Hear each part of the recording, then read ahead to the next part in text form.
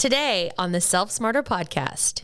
If you have a solid culture and the right people on your team, and they understand that gossip, first and foremost, will not be tolerated.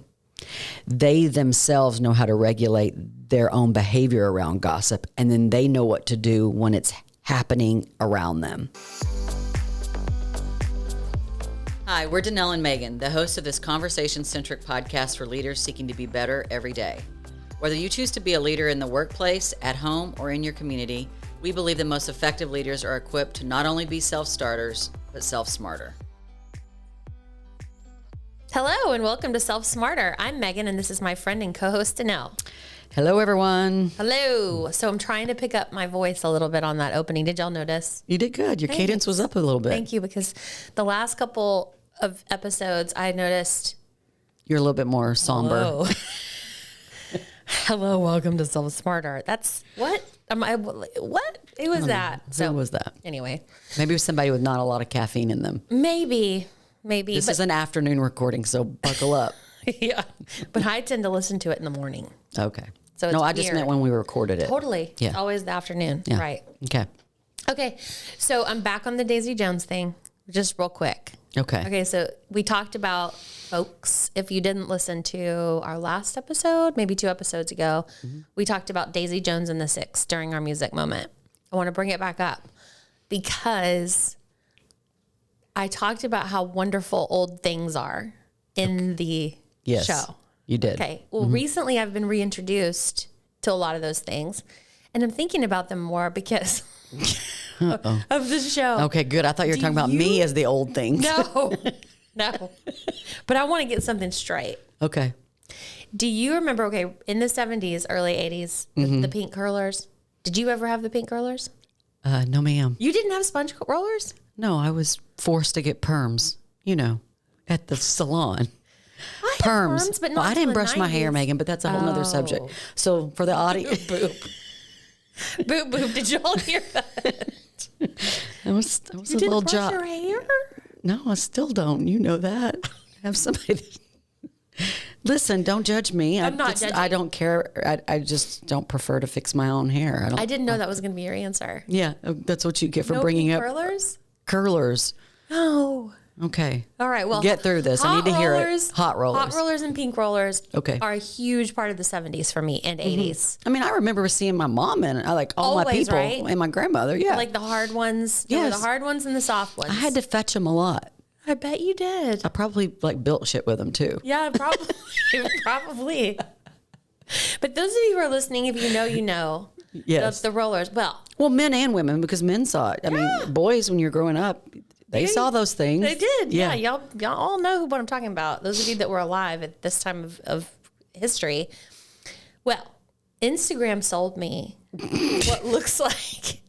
Instagram thinks I'm an interesting person. Yes. They're like, hey, 1 minute you might want to get this custom shampoo based on your chemical makeup. Well, maybe they've seen your hair change quite a bit. Maybe they're over the like, last year. damn, this one needs product immediately. Oh my God. And then it'll be like, the next thing will be like, remember these pink rollers? We'll try this gadget. Well, I'm a hook, line, and sinker for this stuff. I know you are too. I'm buying a lot on Instagram. I want to blame it on, first of all, I think they're serving better ads. I think that's the but problem. wine might have a little bit to do with it, I'm noticing. So I'm trying, yeah. I made a deal with myself. Do not hit purchase until you've had coffee. Yeah, okay. The next morning. Like Okay. that's how I'm regulating Do it. you get packages that you forget about? No, never has that do. ever happened. And I'm not, okay, I get packages. I'm like, oh Lord, I ordered that. Yes. Sure did. A few times. I have to be honest. Thank you.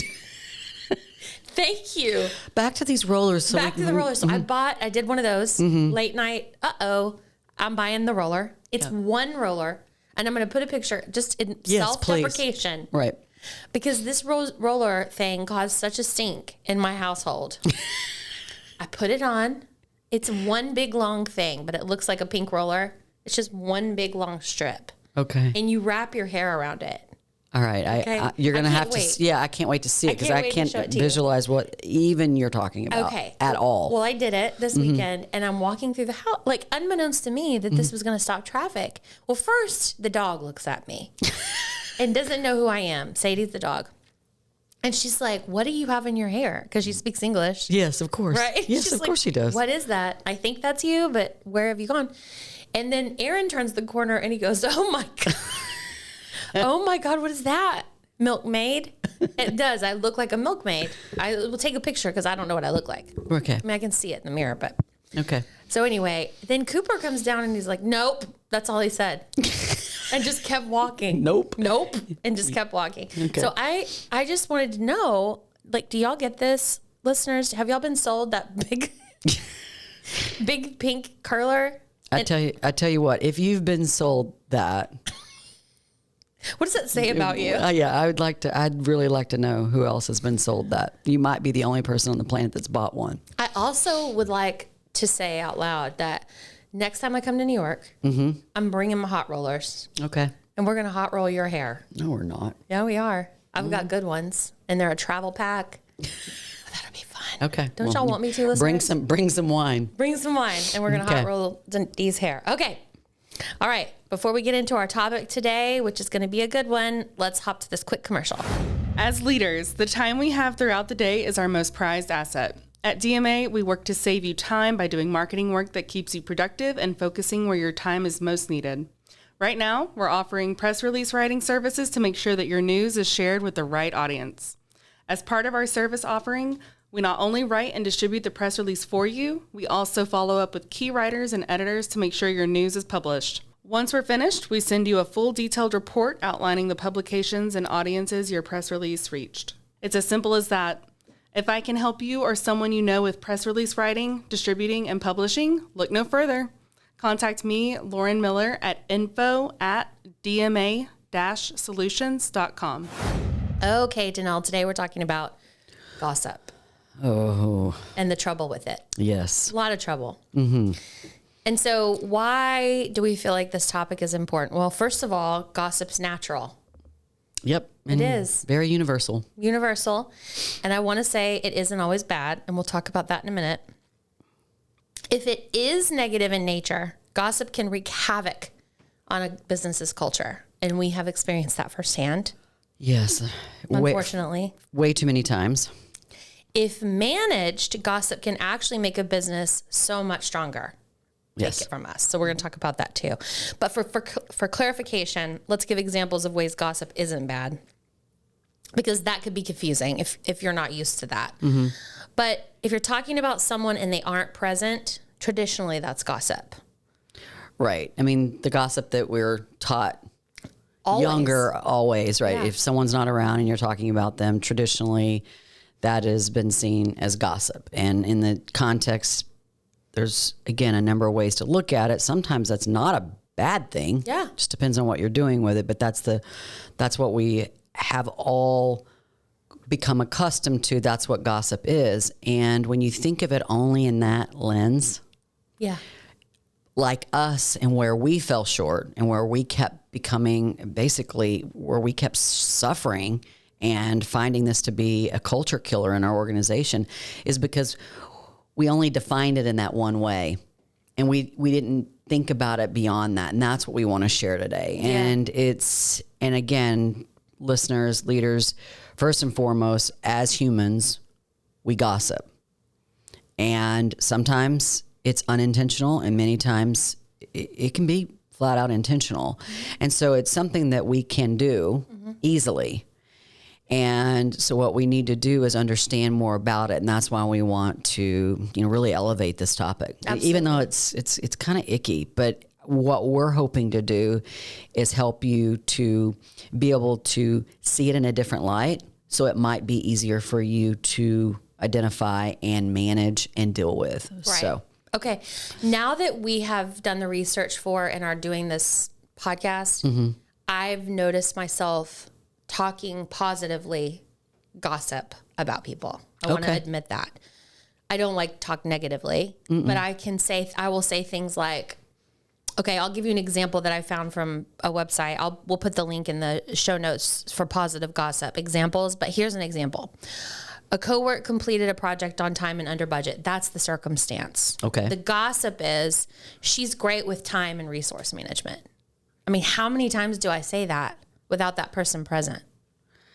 Yeah, I don't know. I struggle with that being gossip because I see gossip as being something negative only. Okay. But if what you're trying to point out, and I appreciate it, is you are trying to say in the technical term of gossip, talking about someone when they're not there, because in my mind, what you just said was a compliment. Totally. So it's just tell them. Tell them instead of telling it to someone else. Okay, right. I get it. And I've had to say to myself, like, especially if I'm talking to other leaders and I say, if they're saying she's great with time management, she's amazing. I'll say, well, have you told her that?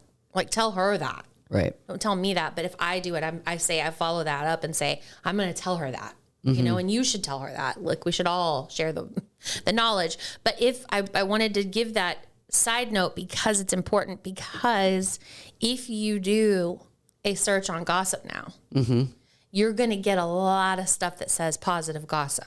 Right. It's a lot of talk going on out there on the internet. Okay. From psychologists and whatnot. So it was important to talk about at the top. Well, I'll be honest with you. I didn't know where you were going to go with that when I was looking and prepping for the show notes. So I'm glad because that expanded my context for it too, because I just don't see gossip as ever being positive, but it's good to make that distinction. I think that's helpful. Okay. So tell us about things we need to know about as gossip as leaders. Danelle. Well, before I get into some things that we've learned, I will say there was a pivotal point in our journey. And, if you've listened to episodes 2 and 3, we spill the tea on everything that we experienced, mostly when our culture was in the tank. Not good. It was toxic, period. And one of the things that we were suffering from was gossip, and we couldn't get our arms around it. And I know for me, when we heard Dave Ramsey's definition and his talk about gossip, the light bulb went off. And that's when we were able to start to teach ourselves. Therefore, then we were able to teach our organization. And I believe we're an organization. Do we deal with gossip every once in a while? Yeah, but the change is everyone in the organization can identify it. They catch themselves in that moment. Because again, we don't have an organization where there's a lot of the negative types, but it can happen, and the organization can deal with it. The people within our teams can deal with it. Our team members can deal with it. So that's critical. But what he says, the way Dave Ramsey defines gossip, is when a negative is discussed with anyone who cannot solve the problem. I'll say that again. When a negative is discussed with anyone who cannot solve the problem. So the two main, I think, parts of this definition is a negative, and there's going to be negatives. Negatives can be anything from your opinion about a person in the organization, a project that's going on in the organization. They changed this benefit and I don't like it. I mean, I think our listeners can follow us on how a negative about a particular problem. And what he goes on to say, which I love, is he says, it's not a matter of if you're going to have a problem. It's a matter of when. And he says, when you do have that problem, if you don't find a way to elevate it, he says, elevate up, push it up. I think, yeah, you're right. Y'all know if you listen to this podcast, I just don't appreciate the upward, downward analogy of organizations, but it's true. And the way we look at it is, if someone is speaking about something that they cannot, to someone else that person cannot solve or can be accountable for, or can actually even address it, that's gossip. Yeah. So when, someone in the organization doesn't like anything, so it's a negative, or they don't understand it, or they don't appreciate something, then when they say it to someone else in the organization, that person can't do anything about it. So example would be, again, I really don't like the benefit change that they just rolled out as a company. And that's employee A talking to employee B. What can they do about it? What can employee B do about it? Then now they're sitting with maybe that negative opinion as well. And so when we started to realize, or I know it happened for me, and I know this, us working through this, I saw gossip differently, because I always just kind of kept it in this box of, when someone else was talking about someone else. I don't like so-and-so, or, Danelle's being too, whatever, like whatever the gossip was. But when I started thinking about gossip as being a discussion between two people where neither one had the ability to do anything about it, we then were able to really change things in our organization. Yeah. So again, I want to start with the definition and the understanding and the teaching that helped us change things within our organization and our own understanding. So what else do we need to know about gossip as leaders? According to Harvard Business Review, there are usually 3 reasons why someone gossips. It can be a source of information for those who mistrust the formal channels.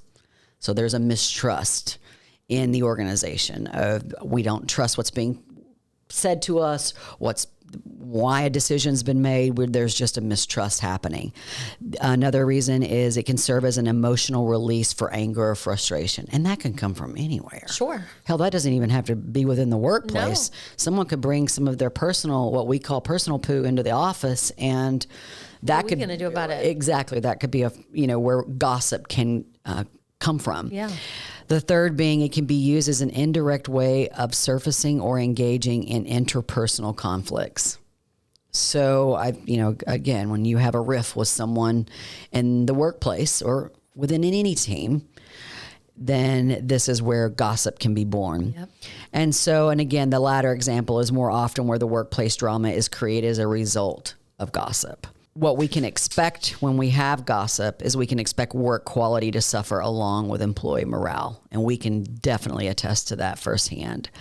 And by today's standards, work environments where gossip is tolerated or ignored tend to be hostile.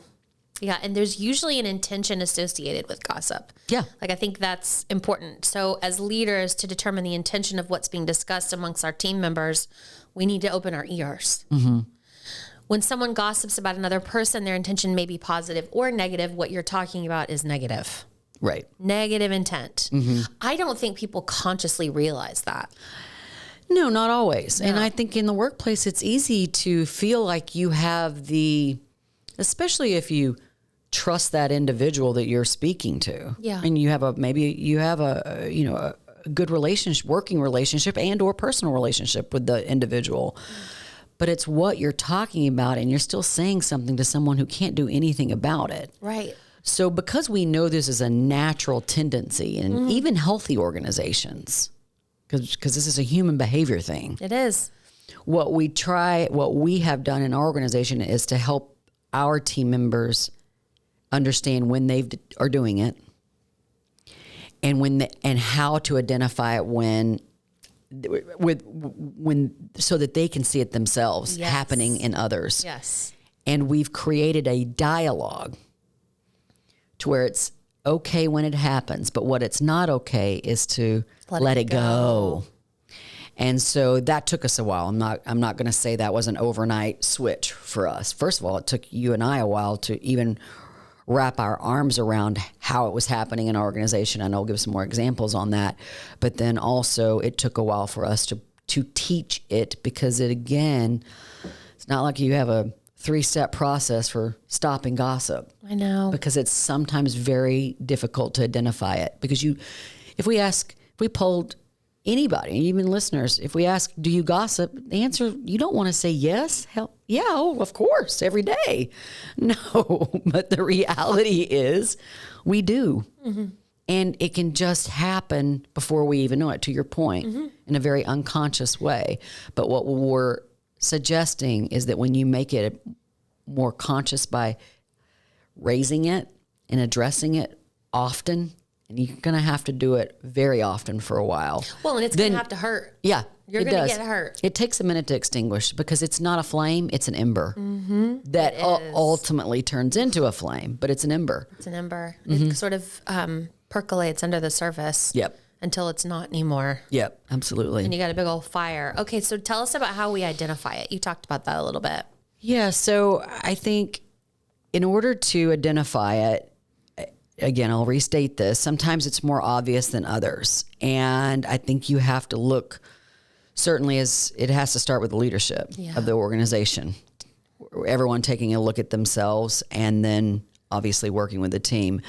But one way to identify it is that gossip by nature can be very manipulative. Mm-hmm. So people that gossip tend to want to gain favor or power for themselves by sharing gossip with others. And that could be, again, power. That could be with a colleague that you're just trying to show off. I don't know how else to say it, but show off, right? And then other ways, it could be the other, old school term of brown nosing, right? That's where gossip can easily be born.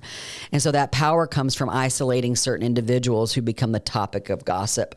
This one is sad to me. Again, using when gossip occurs about people. Yes. But gossip can also occur about the work. Right. But when it's about individuals, that's when it's so toxic. And I'll say that's when things started to really change around here was when one person had the bravery to tell me so-and-so's not being cool and she's being mean to somebody else. Yep. And it just took that one time. And this is why it was so sad. This woman was being gossiped about, unbeknownst to me, unbeknownst to her. And then when it came out, it was hurtful. It hurt me because it hurt her, and it hurt me because I wasn't protecting. Right. Well, that ended real quick. Yes. So, okay, another way to identify if gossip is happening is to look for team members that people don't trust. And this is what started to happen. The manipulation was happening, and then team members weren't trusting this individual. And the individual that was doing the gossiping. Okay, so yeah, and I just was clueless. Okay. And that's clueless for me is a normal thing. No, stick your head in the sand. Yeah. Yeah. Okay. If you stick your head in the sand, it goes away. Okay. For mine, I don't want to deal with it. Fair. So the growth for me was take your head out of the sand and deal with it. And I got the courage to do that because I can be very protective of others that I care about. That old 8-wing. Mm-hmm. Yes. Yes. So that's when it did it. You can be mean to me, but don't you dare be mean to somebody else. Mm-hmm. So anyway, that courage is what led to the change, quite frankly. The courage of the person who spoke up and said, so-and-so's gossiping about this innocent person over here. And I don't trust her anymore. Ooh. Okay. So then I started to poll, leaders, not peers of this person, because that would not be cool. But with leaders, I'd said, do you see that? Do you trust this person? Mm-hmm. By and large, I got some yeses, but by and large, I got no. Okay. Okay. Then the next question, why? And again, this is the perpetrator of the gossip. Yes. Okay. Which needed to go. Mm-hmm. Right. You realize you have a stinker, you have a toxic something in the culture when someone stands up and there's like, this is going on and you need to know it. So that's what happened. I remember that so distinctively, and I'm feeling humiliated that we did not see that, because again, here's a caution, leaders. This person was manipulating. Well, first of all, my point being, she very capable of doing the work. Oh, I mean, so when your focus is on how an individual performs and not how an individual is showing up within your organization, and then it takes something like this to kind of knock you upside the head, it was a wake-up call for us on so many levels. But I do want to point that out, because performance was not the issue, but the performance that we value as an organization, which is how you show up as a person, a human, a self-smarter team member. When we started to value that more than someone who could actually do really great marketing work, that's when our organization changed for the better. And quite frankly, this person we're talking about, we won't say the name, but of course, it's not the first time that we've had manipulative behavior that led to distrust amongst the whole group. No. That led to someone leaving. Correct. You know what I mean? Mm-hmm. And I just, anymore, we've just lived through it so many times. Mm-hmm. We're not going to let that happen again. No. This team won't let that happen again. Exactly. Yeah. So that's, manipulation. And then suddenly the manipulation turns to a massive distrust problem with one individual. Yep. Yep. The other thing that in order to identify gossip is it usually occurs in isolation.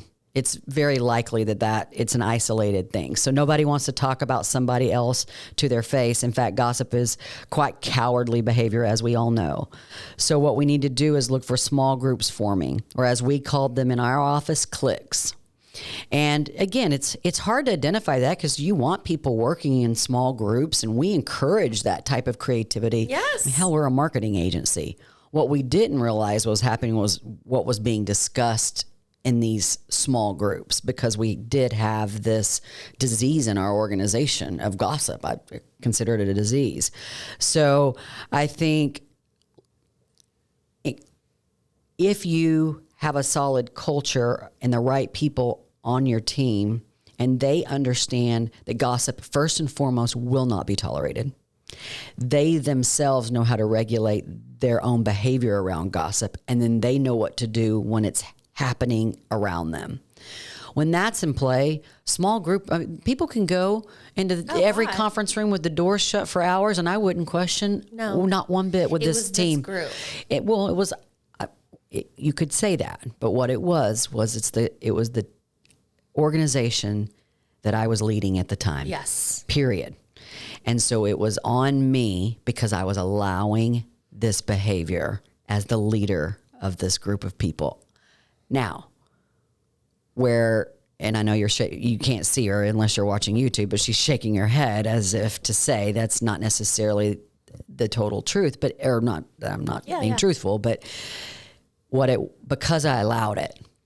Well, and you're like, well, Danelle, did you always know? No, I didn't. And that's the point of this part of this episode, is to talk about something that's pretty universal, but to break it down in a way to where we do pay attention to it more consciously, and then we educate ourselves on how to deal with it. Because you just want to say, oh, that's just something that happens. It's just easy to excuse. Totally. Well, they didn't mean that. How many times, if I had a nickel for every time I thought that or said that, and then it didn't help. It didn't help. It did not fix anything. Mm-mm. So that's kind of the tale of our struggles with gossip, and how we got our arms around it and started to do something about it. Yeah, and because it's so rampant and just a norm in cultures, you're listening to this in your car or on a walk or whatever, and you're thinking, uh-oh, either you're the gossip, you have a problem with it, or you know someone who's doing it and you don't know how to stop it, or it's like maybe like wildfire at this point. Say something. Yes. You owe it to the organization to say something. It doesn't matter or that person, if you're in their direct leader, talk to them about this. This can be so, and people will thank you. Yes, and I think it's critical too that we own it as leaders. That it's we do that. We can do this when we're not aware. Yes. And so yes, we're taught this as children. Yes. So it's a human playground. Behavior. Yes. So-and-so's. Yeah. Exactly. Mm-hmm. Yeah. Okay. So let's talk about addressing it, because that's what I'm asking you to do, listeners. We like these recommendations, and we'll put the link. It was monster.com where I found this on how to address the group, how to address gossip by a group or even an individual, which is my worst nightmare because of confrontation. But first, assess the gossip. So Monster notes that some gossip can be harmless and can help coworkers establish relationships, understand office politics and the unwritten rules of the office, and share positive feedback about employees. I like that. However, other types of gossip can be detrimental. Examples are malicious gossip. So you've got to assess what you're dealing with. Is this spreading false rumors? If so, that's malicious. What if it's about privacy? And we're very particular about that. Everybody should be at this point. Discussing matters that are of extreme privacy, such as medical, finances, or trade secrets. Okay. Workplace issues is the other type that you want to get a handle on. When people discuss the workplace issues like pay disparities an inequitable or unclear career path, difficulties with coworkers, harassment, or a lack of transparency. Yes. That's a lot. And most of us at this point as businesses have policies in place that help us manage all of this. But for sure, you as the leader need to get down to brass tacks about what you're dealing with. Yeah. So assessing the type. The enormity. Yeah. Because again, with most things we talk about, there's a spectrum of the severity of what's happening here. So then in that, once you determine that, then that should tee you up for what to do next. And so with that, we believe that, and I think this advice came to us in a number of ways, including most and foremost experience, but address it in a one-on-one. So if a sensitive or a detrimental, if something is sensitive or detrimental, bring in a second party as a witness to the conversation. So a one-on-one, we call those meetings. That doesn't always mean there's only two people in the room. Yeah. And so again, depending on the severity of the gossip, you might want to have a third person in the room. And if what's being shared is malicious, this could be considered harassment, discrimination, retaliation, slander, or defamation. It's important to share and remind this person of the company's whatever policies you have in place to protect the individuals of the company. So reminding them. If the issue is of a personal nature, call that out to the employee and turn the table so they might understand how it would feel if someone shared their private information or talked about them in a negative way. Like, how would you feel if that was shared about you? Or how would you feel if someone said that and not to your face? So I think by addressing it for all the types of gossip, you can easily turn the workplace culture around. And again, was it an overnight process for us? No, because it took us a while to learn how to identify it. But once we did, addressing it was a lot quicker. So I do want to encourage leaders of that. When we could identify it, we got after the addressing it. We sure did. And sometimes that actually led to termination, and not a lot, but in some cases, because it just would not stop. And we gave the individuals so much coaching and opportunity, and it was ignored. And, we wish them well. At this point in the process, more than likely, it's beyond you. It's beyond you and this one-on-one person. Correct. So the next bit of advice is speak to the team. This is something we've grown very comfortable with over the years under your leadership, Danelle. This is vulnerability. This is accountability. After we experience one of the most common issues you've just shared, you would immediately follow up that with a lesson during a team talk or during our time together, sometimes passively and sometimes directly based on whatever privacy you were trying to manage at the time. Yeah. So the most important thing to remember here, leaders, is that we must address it in different ways. So I have the addressing one-on-one. I have the addressing with HR. I have the addressing one-on-one, and now I'm addressing it to the team because guess what? They know. And that was a tough pill to swallow for us too. Yeah. We must state the rules over and over and over again before people really grasp the reality that gossip is toxic. Right. And we don't, unless it's changed, because I'll be honest with you, I haven't read the the handbook in a couple of years. But since you've taken over that, thankfully, thankfully. However, we don't have a gossip policy. Now we have policies about privacy information. Harassment, So gossip is not necessarily one of those that you write a policy about. However, with anything relative to culture, and y'all know that we define, if you listen to our podcast, culture is the sum of collective behaviors.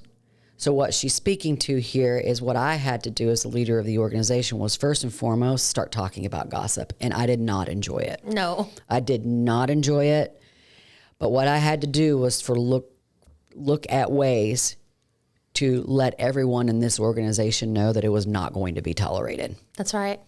And again, to her point, I had to use circumstances. It depends on the nature of the gossip that we were dealing with, but I flat out addressed it. And I did everything I could to protect individuals. I didn't use names, but I did use examples, and I just said, it's not going to be tolerated. And this is not something that we're willing to put up with anymore. It's happened here and it's been acceptable. It's no longer acceptable. And that was I remember that being part of the leadership journey that it was a difficult stance. But once I realized and I could see people's relief, I don't know how else to call it. Like when the relief, she's calling it out, and we're not going to be that kind of organization. Yes. And it made a huge difference. And I think another thing that we can do to address kind of on that same note is to practice transparency. And we also found that there would be a lot of gossip about our company performance. And now I would consider my style as a leader is to share a lot about the financials of this company. And that's never been something that's kept behind closed doors. No. We've been very open about it, and changes, and that could be in good times or bad times or times of struggle. The lack of transparency is a place where leaders can really find themselves at a prey to gossip. So I understand in some organizations, especially publicly traded organizations, I understand that every organization is different relative to what they either feel comfortable sharing or by law can share. But the more you can, because that's a place where gossip, so obviously people can talk about people, and then people can talk about things that are happening in the organization. And then the whole financial health of the company and finances in general, you can throw salaries in there, bonuses in there, all of them, again, anything around financial status or actions, it can really be a hotbed for gossip. So the more transparent you can be, the better. The better. Like tell it from the horse's mouth. Correct. That's what my grandmother used to always say. Well, if I need to be the horse, then like I'm the horse in this scenario. I want to be one of those big, beautiful, pretty ones. No, the ones the real expensive, the Arabian. I want to be an Arabian. Yes, that's you. That's me. Running with full transparency. Actually, it's probably a Welsh pony, but that's okay. It's okay. No. Oh my God, that's so funny. I had a Welsh pony.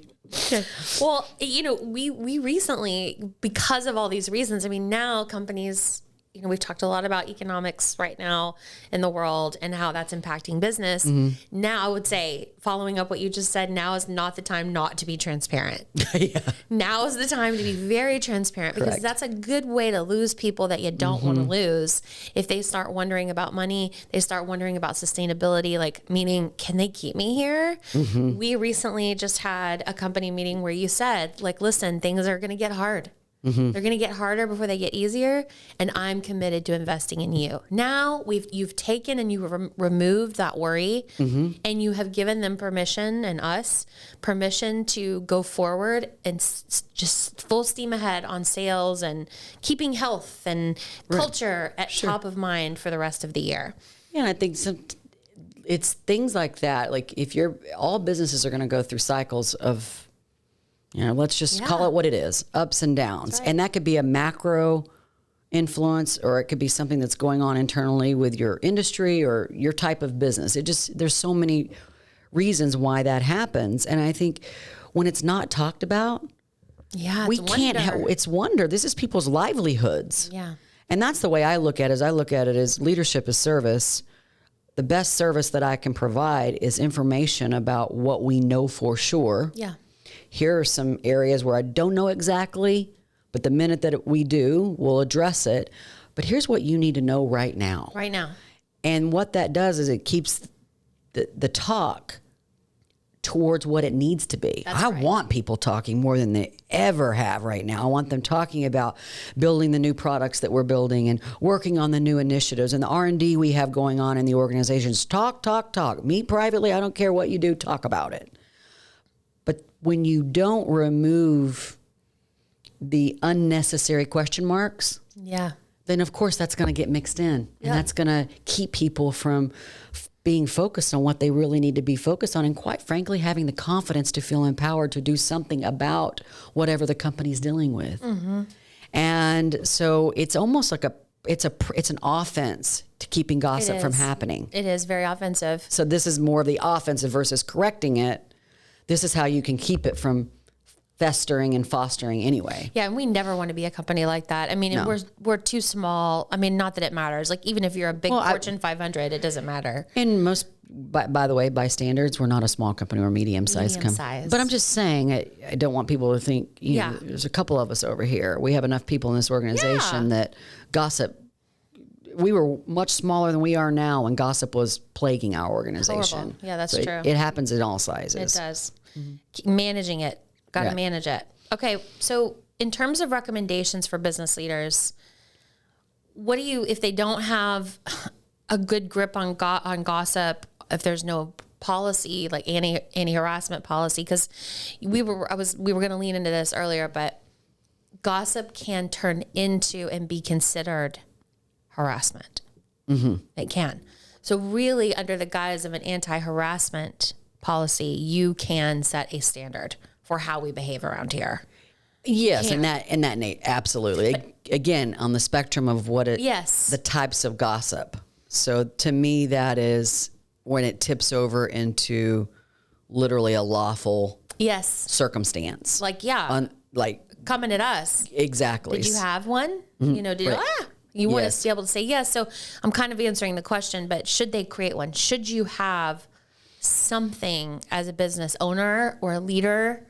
Yeah, I mean, I think there's a couple of different ways you can look at it. I certainly do. I think you need to have a handbook that addresses anything relative to it's like protection, yes, and around harassment or that whole gamut.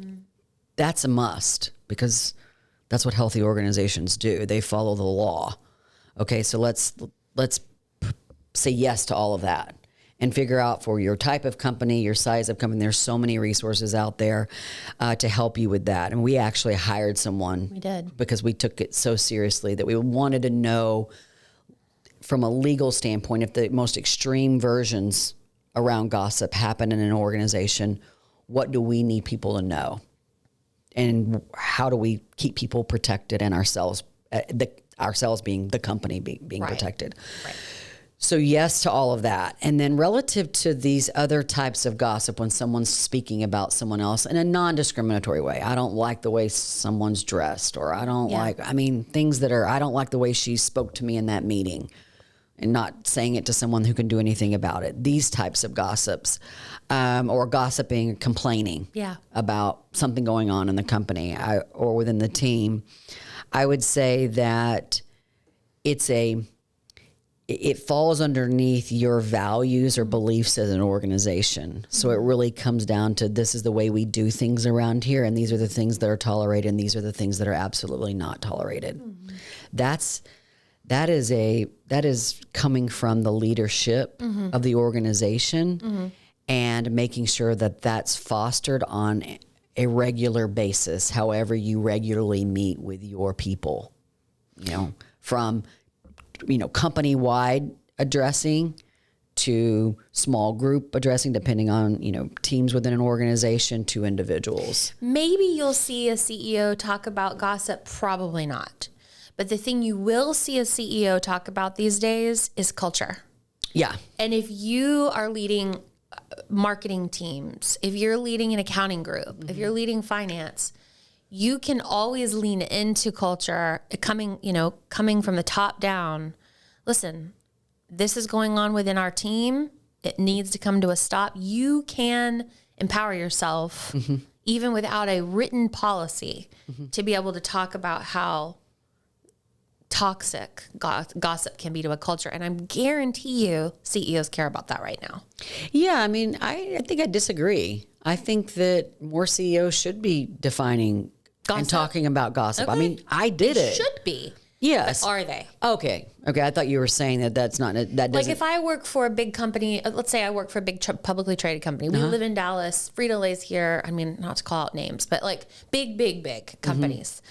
If I lead a marketing team, I might feel like, well, what kind of backing do I have? Okay. Like what kind of support do I have from upper management? First of all, be a voice to upper management that this is needed, and be your own sort of guide. Well, it comes back to what we talked about at the beginning of the episode, is defining what gossip looks like and finding different ways to illustrate it and help people understand that it is happening, that it's natural.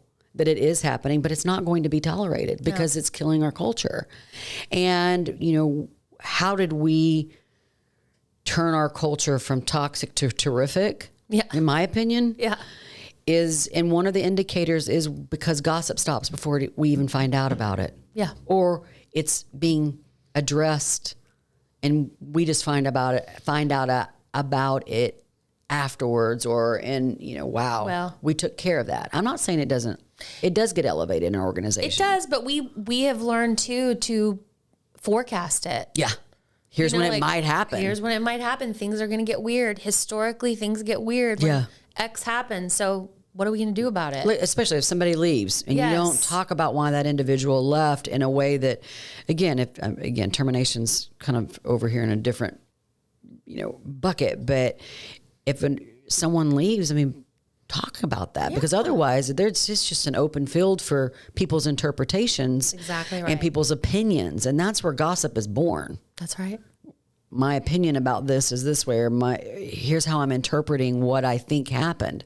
And most of the time it's not the case. And so that's the real lesson for us as leaders is that when we don't provide the context and talk to our people, gossip is going to naturally, that ember is easily flamed. Yeah. And so I think that is what we need to do. And again, I can't stress enough when we started to talk about gossip in simple terms of it's when you talk about someone or something to someone that can't do anything about it.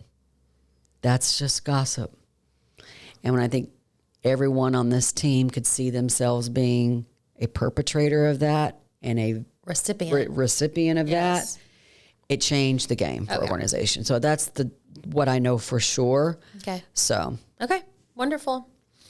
Anything else we want to say about gossip?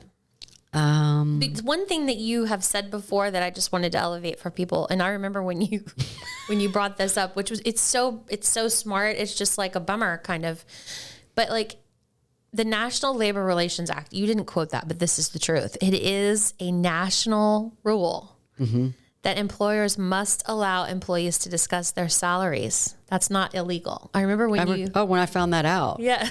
Because I was like, that has to be illegal because that's just the dumbest thing that anyone on the planet can do. Because guess why I think that? Because I've done it. And so, all right, I have to go back to the company and I have to say, by the way, it's completely legal for you to talk about what you get paid. But let me tell you something, brothers and sisters. Nobody wins. Nobody wins. Nobody wins when you're talking about matters of money. You know why? Because on either side of that conversation, you're not going to feel good. No. You're not going to feel good when you're the one that is in the winning position, and you're sure as hell not going to feel good when you're the one that's not. Like when that person makes a face and goes, oh, I've been here 2 years longer, and I'm, whatever.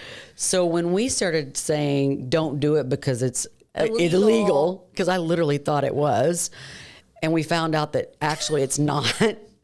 Then when I started talking about it in terms of self-smarter behavior, it stopped in our organization. I should say, I don't know that it's completely stopped, but it's definitely not something that we're dealing with on a regular negative basis. Not anymore. Not anymore, but we did. And we did. And most of the time, and I remember when I graduated from college, we were all talking about how much we made. Mm-hmm. It was kind of like a status symbol, like, oh, well, I make this and I make that. Well, there's so much missing context with those comments. I know it's silly, but we were having that happen amongst younger people. And now we were like, wait a minute, how does that feel? Exactly. And most often those conversations, and I know we've kind of gone down a bit of a rabbit hole, but it's an important one because it's where a lot of gossip starts. It is just inflamed, is that it's normally, the discussion's normally around a salary. And what self-smarter people and leaders all know, it's total compensation. Now, no one's going to go through the laundry list of all the other things that they're either getting or not getting in that discussion. It's all going to be based on salary. And so that's the other lesson to all of this. And we also work really hard as a company so that everyone in our organization understands the value of their total compensation. Yes. Which could be a whole episode. We need to put a footnote there that I think we do need to talk about compensation as being a thing of value versus just simply what you're getting paid. Anyway, you're right. I'm glad you brought that up because that was a whole thing for us. Especially when I was quoting a law. So that's another lesson, leaders, you can take with you. She's like, according to I was like, oh, shit. We're in trouble now. No. Okay. Sorry for my cussing. No, that's okay. I just slipped out. When did you start apologizing for cussing? I don't know. I just did it. I let it slip. Okay. I'm trying to be on my best behavior for music. I'm not. Okay. I wanted to tease. I'm excited for Jessie. Because Taylor is coming up, her Taylor concert. Okay. That y'all, we talked about this. That almost didn't happen. The Taylor Swift concert that almost didn't happen. That is correct. I literally thought I was going to have to sell part of the company to be able to get her the tickets. Bootleg tickets because she didn't make the lottery or whatever the hell happened. She did get the lottery, and then I think she went in cahoots with somebody else, and they were one of the people that got kicked off. So somehow she got a ticket. Oh, good. So she's going. It's so fun. I'm so excited for her. I mean, she was like, I can hardly contain the excitement, and it's 2 weeks away. Let's have a Taylor Swift party. Let's surprise her with Taylor Swift party. Her birthday's in April. I know. It is. That's why I was bringing it up. Jessie, we're talking about you. I know you're listening to this. You're like, great, they're talking about me. But anyway, we're going to I think what we got to do is bring her back after. Okay. And have her give us the download of how it went. Yes. Okay, but there's something you want to talk about. I had something planned, but you wanted to talk about Pink. Yes. So last night was the iHeartRadio Awards. And I typically don't watch that music. I've caught a couple of probably after the show clips or something. I'm aware of it. The American Music Awards? I don't know. I just thought that was a concert. I thought iHeartRadio was like a concert and a station on streaming. I didn't know exactly. But a dear friend of mine shot me a text and said, hey, and she's a stylist in LA. And she says, hey, by the way, I've styled the dancers for both of Pink's performances on the show tonight. That's awesome. And she kind of left it vague. And I was like, well, and then of course I'm FOMO all of a sudden. What music show that I don't know about? Because the good ones have already passed. That's right. That I know of. I say good, the most notable ones. And so anyway, I saw that was iHeart and I went and recorded it. And so I began watching it and she's like, Pink's being awarded. And so I was like, great. So I got excited about seeing her art because she's an incredible, no. My friend, her art, the styles of the dancers and the performers. But then I love Pink. I've seen her in concert a number of times and just love her music and how she shows up as a woman. I really admire her. So first of all, they start out with Pink doing a performance, her latest single, Trust Fall, which that's on her new album. And I love it. But she's known for her incredible performances also, not just her incredible voice. And so that alone was very cool. Experience. Oh yeah, it was very cool. And it was Trust Fall. So there were trampolines involved and people falling off. It was just so incredible. Cool. So then what ends up happening is Pat Benatar comes out and sings one of her songs, which, can you imagine? And Pink was just there with her two daughters. So then Kelly Clarkson comes out and says some amazing things about Pink. And then she begins to sing one of Pink's duets, Just Give Me a Reason. Just give me, you know what I'm talking about? Okay, that way our listeners' ears don't have to break off. Anyway, so Kelly starts singing and then Pink stands up from the audience and starts doing the other duet partner's song. So now... Oh, Kelly was singing it by herself? By herself, but then Pink stands up, walks up stage, and now they're singing the duet together, which, my eyes well up with tears. Anyway, all of that was spectacular. And then Pink receives the award. And she gives in my opinion, one of the most eloquent but easy, relatable, inspiring acceptance speeches. I mean, we've heard some good ones this season. There's a lot of really good ones with all the different awards. But man, she spoke to, first and foremost, her beautiful daughters that are there and, how proud she is. But then she talked about and she accepted the fact that she has had this incredible career and that she understands that not everybody loves her music or what she stands for, and she's okay with that. And she's also okay for all the folks that do love what she's doing. But one of the best things she says, and again, so many diamonds in what she had to say, but then she says, I have made vulnerability, like that is my life's work, is vulnerability. It's true. And it was filled with humility and gratitude. So please, first of all, we'll share the reel because I shared it on my social last night, but it's worth a listen. And again, it doesn't matter if you like Pink's music or, you know, her POV on certain things, but I think it's just when an artist is able to, I mean, she's been doing this for 25 years and she's in her early 40s. Mm-hmm. So she's been working on this craft since 99 and going through ups and downs with her career and her personal life, and to come out on the other end and be recognized as an icon. She deserves first every bit of recognition, but then to be able to articulate in a way that's so beautiful and inspiring to others. I think I just feel very lucky that I was able to see that firsthand, but then also get a recording of it and we'll share it. But that was my incredible music moment last night. I know I was blowing up everyone's phone. Well, so sorry about that. No, but not really at all. I know. And that's good. I'm only sorry if I woke you up. I'm glad you did, because I was completely unaware that was happening. Mm-hmm. And then everything started to blow up about it. So she was on the Today Show.